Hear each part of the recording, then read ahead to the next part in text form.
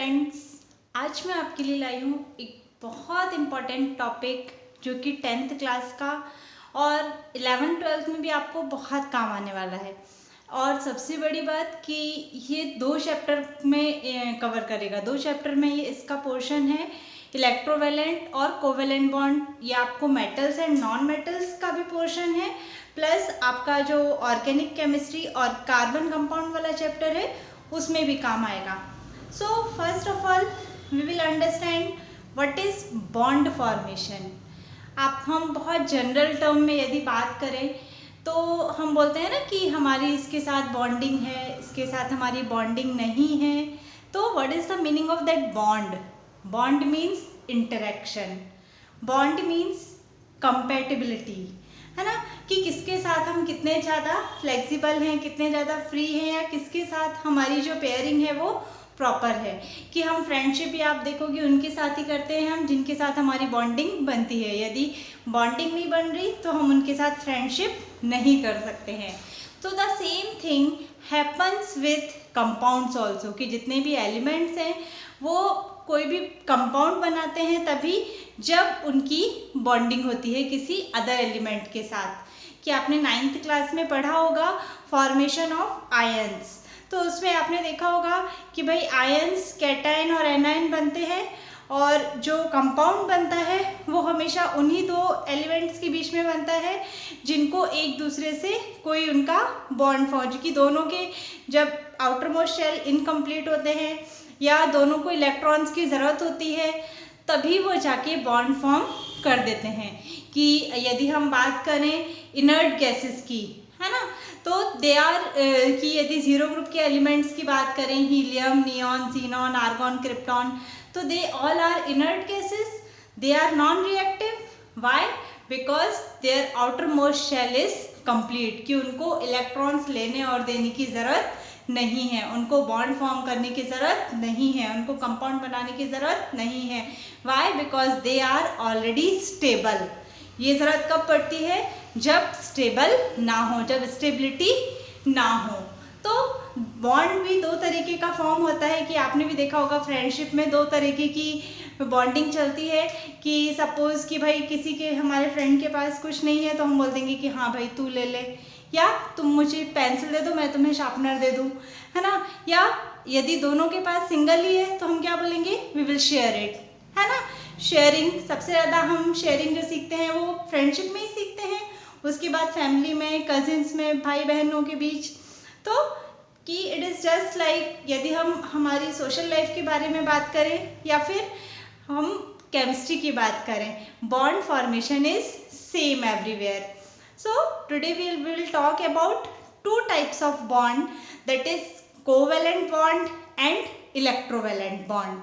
ठीक है, तो अब कोवैलेंट बॉन्ड क्या होते हैं, इलेक्ट्रोवैलेंट बॉन्ड क्या होते हैं, first we will study their comparison, उनमें क्या डिफरेंस या क्या सिमिलैरिटीज हैं, and then we will understand with the help of example. ठीक है, तो चलो शुरू करते हैं इलेक्ट्रोवैलेंट बॉन्ड के बारे में।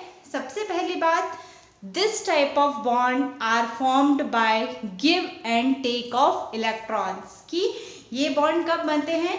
जब कोई एलिमेंट इलेक्ट्रॉन लेगा या देगा, कि दोनों ही केस में। It means ions are formed in this type of bond. आपको पता है, आपने 9th क्लास में पढ़ा होगा कि यदि कोई भी एलिमेंट इलेक्ट्रॉन लेता है मीन्स गेन करता है तो उस पे वो एनायन फॉर्म करता है, उस पर नेगेटिव चार्ज आता है, और यदि देता है, डोनेट करता है, तो उस पर पॉजिटिव चार्ज आता है और वो कैटायन फॉर्म करता है। इट मीन्स ये जो इलेक्ट्रोवैलेंट बॉन्ड है ये फॉर्म होता है तभी जब एक एलिमेंट लेगा और दूसरा देगा। ठीक है, और हमने पढ़ा है कि जितने भी मेटल्स होते हैं दे ऑलवेज डोनेट इलेक्ट्रॉन्स, और जो नॉन मेटल्स होते हैं दे गेन इलेक्ट्रॉन्स। तो समझ लेना कि ये जो बॉन्ड है ये किस किस के बीच में बनता है, it is always form between metals and non metals. की electrovalent bond it is form between metals and non metals. तो 2 बातें आप ध्यान रखें। पहली बात, it is formed by give and take of electrons, and दूसरी बात कि it is formed between metals and non metals. दूसरी तरफ यदि हम बात करें कोवेलेंट बॉन्ड की, तो covalent bond it is formed by sharing of electron, कि ये ना लेता है ना देता है, सिर्फ क्या करेगा, शेयर करेगा। कैसे करेगा ये हम आगे देखेंगे। Next, ions are not formed here, कि जो कोवेलेंट बॉन्ड है उसमें आयंस का फॉर्मेशन नहीं होता, मीन्स ये कैटायन एनायन नहीं बनाता है। क्यों? क्योंकि वो गिव एंड टेक ही नहीं कर रहा है, डोनेट या एक्सेप्ट ही नहीं कर रहा है। यदि गिव एंड टेक नहीं है तो आयंस का फॉर्मेशन नहीं हो सकता। उसके बाद अगली ज़रूरी बात कि जो इलेक्ट्रोवैलेंट बॉन्ड है it is formed between solid substances के बीच में ही फॉर्म होता है ये, और ये जो बॉन्ड है it is form between liquid and gases. आगे अगला पॉइंट दैट इज़ जो इलेक्ट्रोवैलेंट बॉन्ड है दे have high melting and boiling point, कि जितने भी ऐसे कंपाउंड हैं जो कि इलेक्ट्रोवैलेंट बॉन्ड फॉर्म कर रहे हैं their melting and boiling point is high. क्यों? क्योंकि इनके बीच का जो फोर्स होता है, इनके बीच का जो इंटरमोलिकुलर फोर्स होता है वो बहुत स्ट्रॉन्ग होता है, ये आपस में एक दूसरे को बहुत टाइटली होल्ड करके रखते हैं। वैसे भी आपको पता है कि जब दो ऑपोजिट चार्ज मिलते हैं तो वो एक दूसरे को अट्रैक्ट करते हैं, और अट्रैक्ट करेंगे तो उनके बीच का बॉन्ड ऑब्वियसली स्ट्रॉन्ग बनेगा। तो ध्यान रहे दे हैव स्ट्रॉन्ग इंटरमोलिकुलर फोर्स, जबकि जो कोवेलेंट बॉन्ड होते हैं इनके बीच का जो फोर्स है दैट इज वीक फोर्स। आगे जो इलेक्ट्रोवैलेंट बॉन्ड है they are good conductor of electricity, कि यदि हम इनमें से इलेक्ट्रिसिटी पास करना चाहें तो they are capable to conduct electricity, जबकि covalent bond they are bad conductor और poor conductor of electricity. Next point, जितने भी इलेक्ट्रोवैलेंट बॉन्ड है they are soluble in water, ये वाटर में इजीली सॉल्युबल हो जाते हैं, और जो कोवेलेंट बॉन्ड है they are insoluble in water but they are soluble in non polar solvent. Non polar solvent क्या होते हैं? तो नॉन पोलर सॉल्वेंट होते हैं जैसे बेंजीन है, अल्कोहल है, they all are non polar solvent. ठीक है, अब एग्जाम्पल देख लें हम दोनों के। अगर इलेक्ट्रोवैलेंट की बात करें तो इलेक्ट्रोवैलेंट के एग्जाम्पल हैं NaCl, KCl, LiCl। तो देखोगे इन सब में कि they have all the properties, कि पहली बात इनको हम ब्रेक करें तो NaCl कैसे ब्रेक होगा? Na positive Cl negative, K positive Cl negative. तो उसके बाद they are solid, they have high melting boiling point, फिर they have strong force and they are good conductor. But एक और बात ध्यान रहे कि यदि सॉलिड स्टेट में है तो ये इलेक्ट्रिसिटी कंडक्ट नहीं कर सकते, they can already conduct electricity when they are in molten form और इन एक्वस फॉर्म, है ना, कि जब हम नमक को पानी में घोलेंगे तभी जाके वो इलेक्ट्रिसिटी कंडक्ट करेगा। उसके बाद they are soluble in water. उसी तरह इसके एग्जाम्पल क्या हैं कोवेलेंट बॉन्ड के या कोवेलेंट कंपाउंड कौन से होते हैं? For example methane, ethane, ethene, ethyne, these all are the examples of covalent bond. और एक और बात आपको बता दूं कि कोवेलेंट बॉन्ड जो है वो 3 तरीके का होता है। कैसा? Single covalent bond, double covalent bond and triple covalent bond. तो क्या होते हैं सिंगल, डबल और ट्रिपल कोवेलेंट बॉन्ड, ये हम अभी एग्जाम्पल के थ्रू देखते हैं। चलिए तो अब हम दोनों के एग्जाम्पल देखते हैं।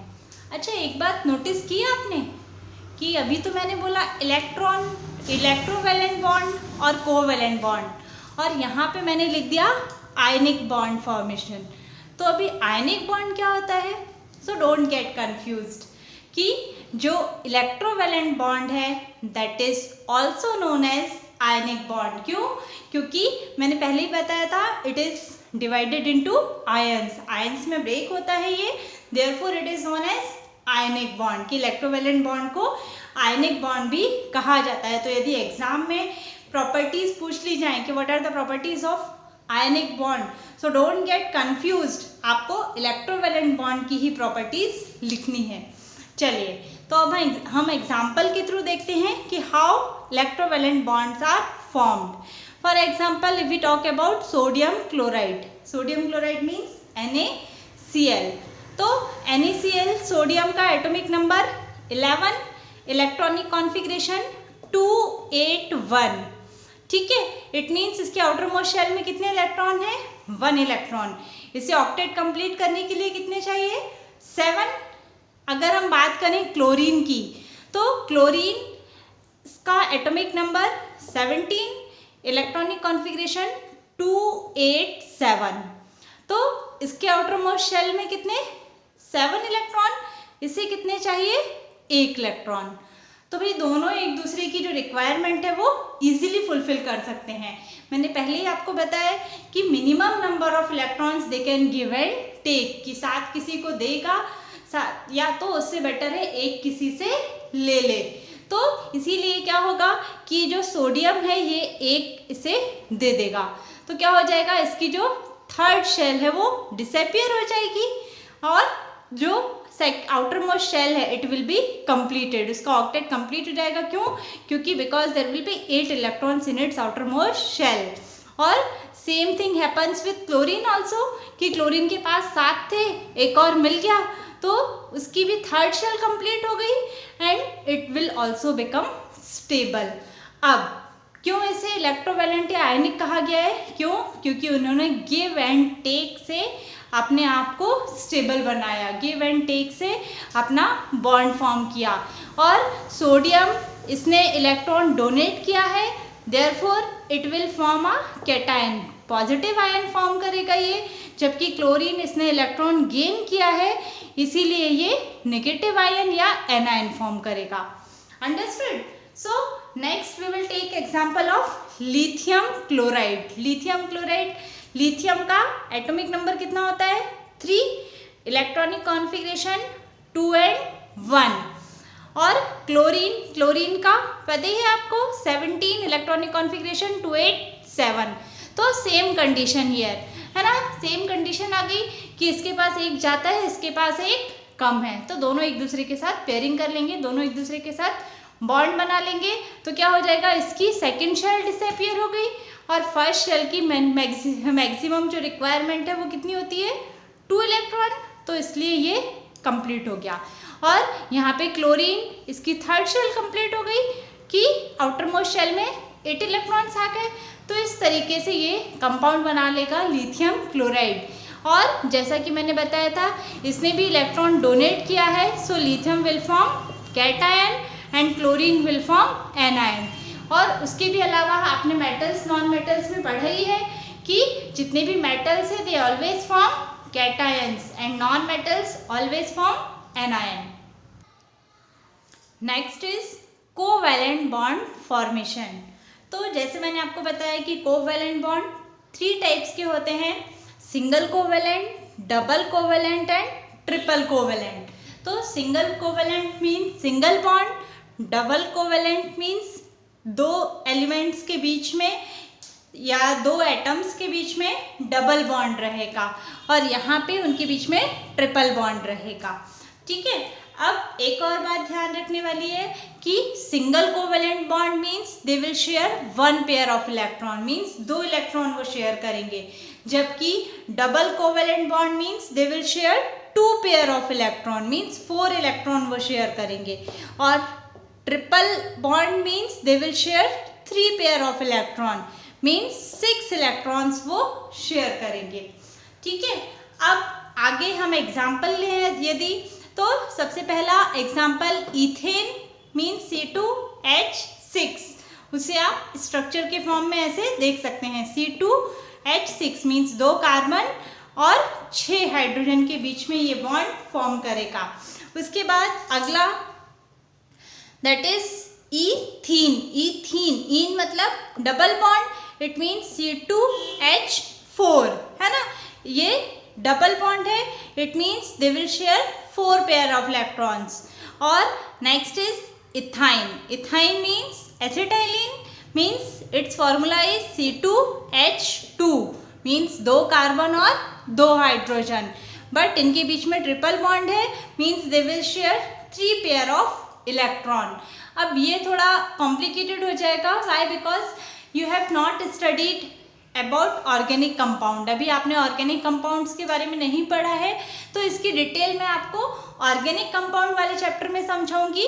अभी सिर्फ इसे थोड़ा सा ध्यान में रखें कि हाँ भाई, जो कोवेलेंट बॉन्ड है 3 टाइप के होते हैं, और उसमें सिंगल में 1 पेयर ऑफ इलेक्ट्रॉन शेयर होते हैं, डबल में 2 पेयर और ट्रिपल में 3 पेयर ऑफ इलेक्ट्रॉन। और उनके एग्जाम्पल हैं इथेन, इथीन और इथाइन। अब सिंपली अगर कोवेलेंट बॉन्ड की बात करें तो मैं आपको सिंपल मीथेन के एग्जाम्पल से इसे समझाती हूँ। So now I am going to tell you about formation of methane. कि मीथेन एक एग्जाम्पल है जो कि, एक बात ध्यान रखिए आप, कि जितने भी हाइड्रोकार्बन्स हैं, what are hydrocarbons? Hydrocarbons means, नाम से समझ आ रहा है, means it is a combination of hydrogen and carbon. जितने भी हाइड्रोकार्बन्स हैं वो कभी भी इलेक्ट्रोवैलेंट बॉन्ड नहीं बनाते हैं। दे नेवर फॉर्म इलेक्ट्रोवैलेंट और ionic bond, they always form covalent bond. ठीक है, क्यों? क्योंकि कार्बन के लिए बहुत डिफिकल्ट होता है कि कार्बन की यदि हम बात करें, its atomic number is 6, its electronic configuration is 2 and 4, means outer most shell में कितने 4 इलेक्ट्रॉन है। तो इसके लिए बहुत मुश्किल होता है कि 4 किसी को दे या 4 किसी से ले। दोनों ही केस में उसे बहुत ज़्यादा एनर्जी लूज़ करनी पड़ती है। तो इसीलिए ये क्या करता है, इसने आसान रास्ता अपनाया और शेयरिंग ऑफ इलेक्ट्रॉन से अपने आप को स्टेबल कर लिया। तो यदि हम बात करें मीथेन के फॉर्मेशन की, तो आप देखें कि methane, it's formula is CH4। तो अब ये CH4 का राज क्या है, ये मैं आपको बताती हूँ। कि देखो, कार्बन 4 इलेक्ट्रॉन है इसके पास, मीन्स कार्बन के पास खुद के पास 4 इलेक्ट्रॉन ऑलरेडी प्रेजेंट हैं। ठीक है, यदि एक हाइड्रोजन हमने लिया, सिर्फ एक हाइड्रोजन इसमें ऐड किया जाए तो कितने हो गए? 5। इट मीन्स अभी भी उसे कितने चाहिए? 3 और। तो वो क्या करेगा? एक और हाइड्रोजन के साथ शेयरिंग करेगा। तो कितने हो गए? 6, फिर एक और 7, और फिर एक और 8। तो इस तरीके से therefore 4 hydrogen are required to complete its octet. उसकी जो वैलेंसी, जो चारों वैलेंसीज हैं, फ्री वैलेंसी हैं, वो तभी सेटिस्फाइड होंगी जब 4 हाइड्रोजन उसको मिलेंगे। ठीक है, तो दूसरा आप इलेक्ट्रॉन डॉट स्ट्रक्चर देख सकते हैं, आपको आगे आएगा इलेक्ट्रॉन डॉट स्ट्रक्चर बनाने में।